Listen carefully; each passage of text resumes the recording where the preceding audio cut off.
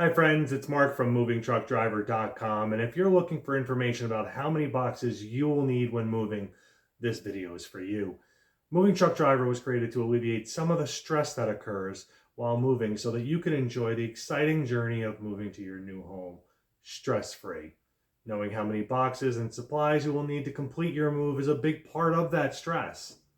At movingtruckdriver.com, we've put together a list of supplies that you will likely need when moving into your new home.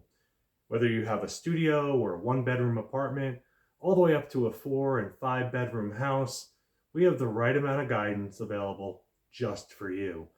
Many people prefer to estimate the amount of moving boxes they will need by the square footage of their home, as it can sometimes account for items such as larger kitchens, a dining room, basement, even large walk-in closets.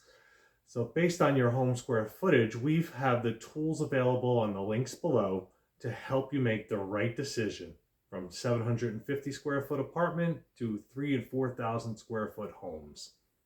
Let's walk you through an example. Let's take a 4-bedroom home, for instance.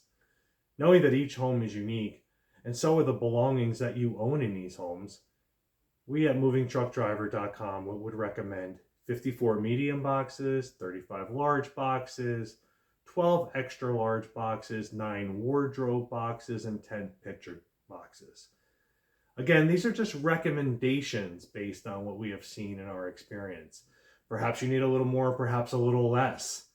But we hope this information can act as a guide so that you make the correct decision when it's time for your move.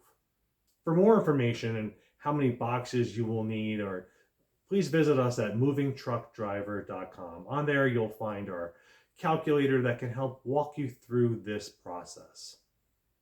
Thank you, and we appreciate you watching.